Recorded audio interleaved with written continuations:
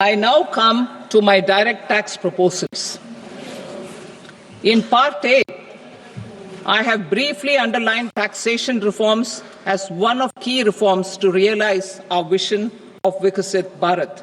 In respect of criminal law, our government had earlier ushered in Bharatiya Nyaya Sanhita, replacing Bharatiya Danda Sanhita.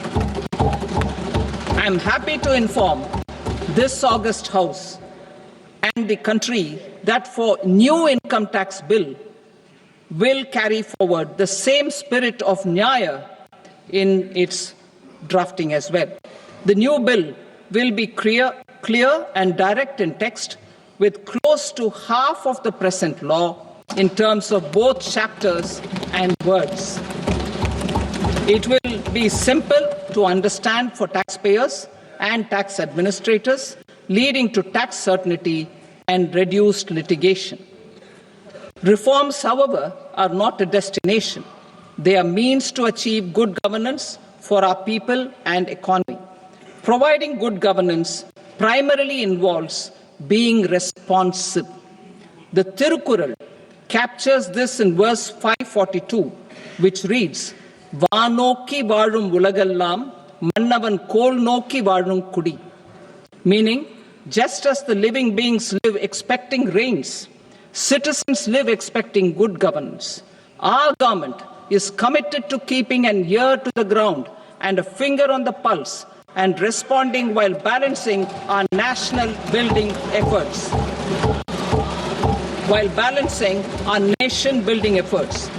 The following measures will detail just how our government will, under the guidance of PM Modi, has taken steps to understand and address. I repeat that sentence, sir. The following measures will detail just how our government, under the guidance of PM Modi, has taken steps to understand and address the needs voiced by our citizens.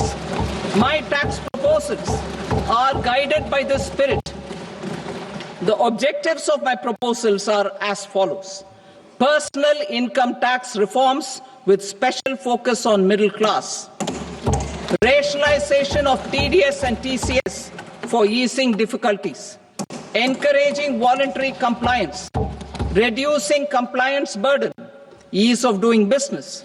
Employment and investment. I will come to my proposal on personal income tax towards the end. TDS and TCS, rationalization for easing difficulties. I propose to rationalize tax deduction at source, TDS, by reducing the number of rates and thresholds above which TDS is deducted. Further, threshold amounts for tax deduction will be increased for better clarity and uniformity. The limit for tax deduction on interest for senior citizens is being doubled from the present 50,000 rupees to 1 lakh rupees. Similarly, the annual limit of 2.40 lakh rupees for TDS on rent is being increased to 6 lakh rupees. This will reduce the number of transactions liable to TDS, thus benefiting small taxpayers receiving small payments. The threshold to collect tax at source, the TCS, on remittances under RBI's liberalized remittance scheme, the LRS, is proposed to be increased from 7 lakh to 10 lakhs. I also propose to remove TCS on remittances for education purposes, where such remittances is out of a loan taken from a specified financial institution.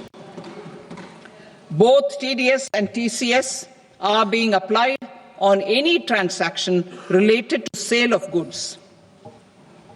To prevent such compliance difficulties, I propose to omit the TCS. I also propose that the provisions of the higher TDS deduction will now apply only in non-PAN cases. In July 2024, the delay for payment of TDS up to the due date of filing statement was decriminalized. I propose to provide the same relaxation to TCS provisions as well. The government under the leadership of Prime Minister Modi believes in Sabka Saath, Sabka Vikas, Sabka Vishwas and Sabka Prayas. In line with this, we brought in updated return facility in 2022 for voluntary compliance by taxpayers who had omitted to report their correct income. Our trust in taxpayers was proved right. Nearly 90 lakh taxpayers voluntarily updated their incomes by paying additional tax. Taking this trust further, I now propose to extend the time limit to file updated returns for any assessment year from the current limit of 2 years to 4 years. I propose to reduce the compliance burden for small charitable trusts and institutions by increasing their period of registration from 5 years to 10 years.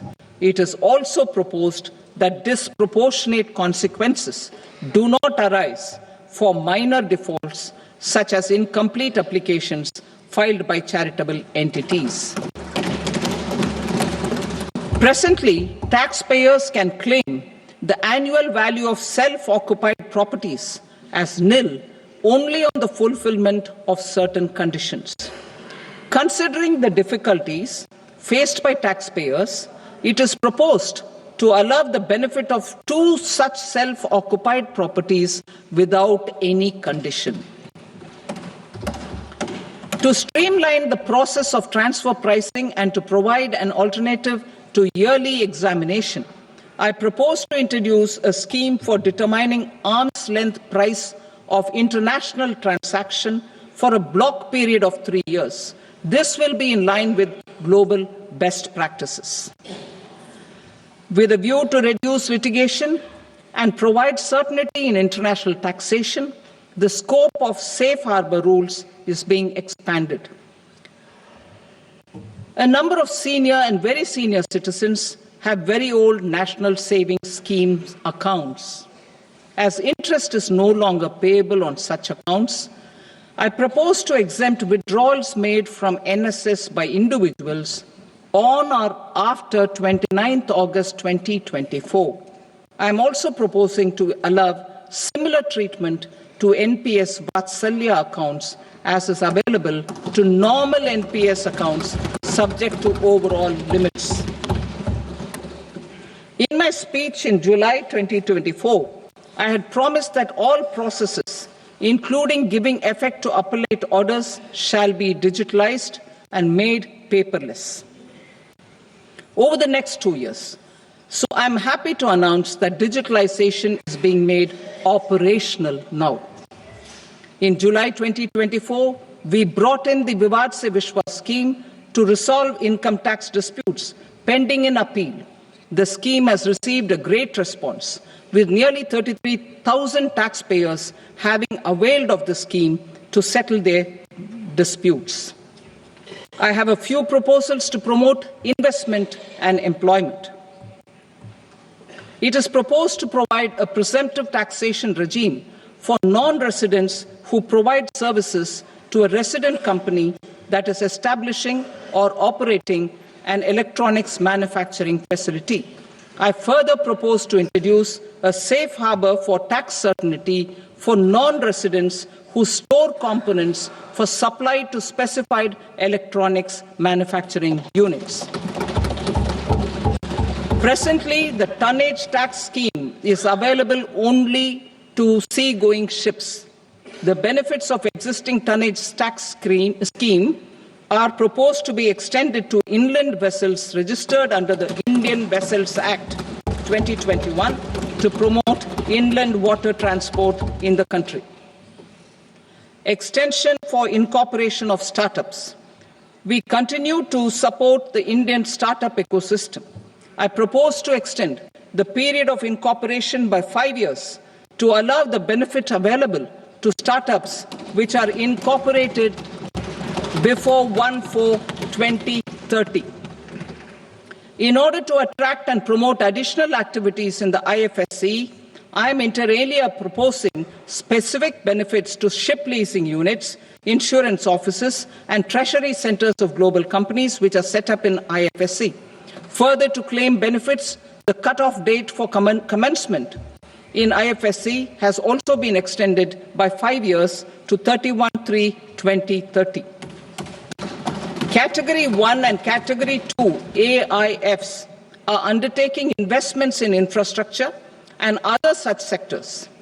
I propose to provide certainty of taxation to these entities on the gains from securities, to promote funding from sovereign wealth funds and pension funds to the infrastructure sector. I propose to extend the date of making an investment by 5 more years up to 31st March 2030.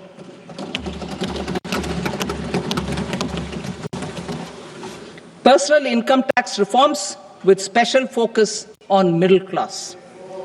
Democracy, demography, and demand are the key support pillars